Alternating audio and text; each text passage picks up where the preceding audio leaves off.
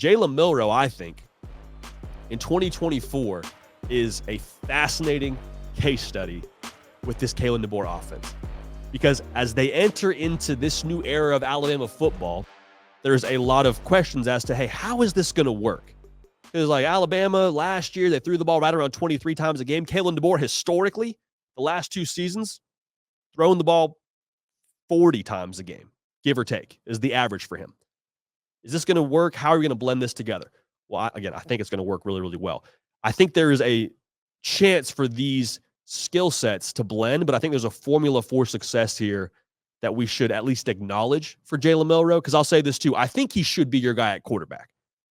Is he the best in a combine setting? If you're out there in, shorts and a t-shirt and you're throwing routes on air, is he going to look the best? I don't know. And I'm not saying no. I'm just saying I don't know. I know Austin Mack probably has a cannon. I know Ty Simpson has a cannon. But Jalen Milroe has proven, I think, he is a winner. He's a football player, and guys follow him. So for him to be successful in 2024 in this new scheme, the key word here, and a word that Kalen DeBoer has used to describe Jalen Milroe through spring thus far, is consistency. Because as much as Michael Penix Jr. made plays down the field last year, and as good as Washington's offensive line was, they did a really good job giving him really quick access throws, getting the ball out of his hands like in less than a second and a half, 2 seconds. It was usually catch the ball, 1-step drop, ball's out. Catch the ball, 3 steps, ball's out on time. And so as much as they pushed the ball downfield, a lot of what Washington did was get the ball to playmakers in space and allow them to set up in 2nd and 3, allow them to have a lot of 3rd and 1. Like the offense at Washington built on itself because their quarterback play was precise, it was controlled, and it was consistent. Jalen Milroe last year didn't bring a ton of that to the table, but I think in 2024, with this new offensive scheme, he has a chance now to have some more situations set up for success throwing the football, if that makes sense. Now, the subplot within that, anytime you get the ball to your playmakers in space, playmakers got to be playmakers, right? I mean, you got to go and pick up 6 yards when you throw you a bubble screen. We got to make sure that giving you the ball on an extended handoff to the sideline, we throw those bubbles, we throw those screens, you got to make it happen too. So Kobe Prentice, we're obviously going to watch him closely. Bernard going to watch him closely, the transfer from Washington. That's going to be a very key part of this whole thing, because as much as, and I keep saying this now, Washington threw the ball deep last year, but a lot of what they did was building off of that intermediate game, getting their quarterback comfortable, getting him in rhythm, and then allowing him to have a one-on-one shot down the sideline. And Michael Penix Jr., of course, pretty much placed the football wherever he wanted to. But that's kind of the thing that we got to look at here too. Jalen Milroe, from what I saw last year, pushed the ball downfield really effectively.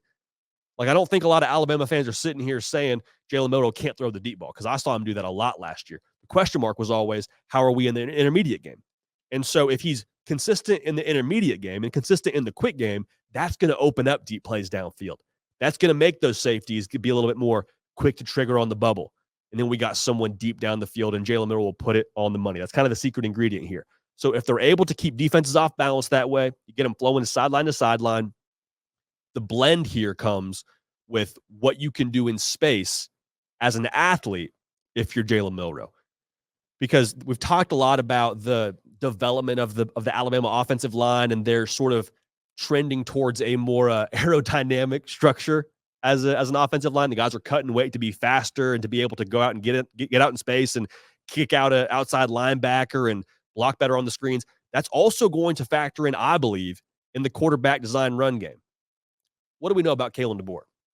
We know he is arguably one of the best offensive minds in college football. I was going to say the best. He's probably up there with Steve Sarkisian, probably up there with Mike Norvell. Like, he's right now one of the best in the game. You can have a real conversation about him being the best offensive mind. What do great offensive minds utilize?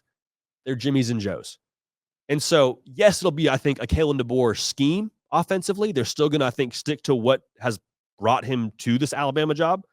But we understand, man, like, he's going to use his ingredients. He is going to utilize Jalen Milroe's legs.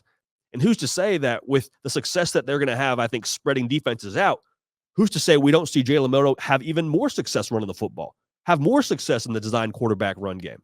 So we're speculating a little bit here, but all in all, man, I think there's a blend here between Kalen DeBoer's scheme, wanting to throw the football more, and Jalen Milroe's athleticism.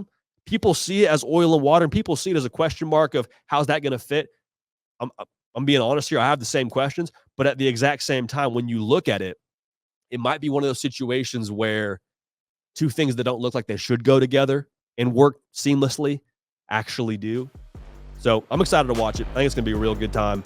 And again, I think Kalen DeBoer is not going to try and fight the skill set that Jalen Milroe has. I think the opposite will happen, and it'll be beautiful music to watch offensively.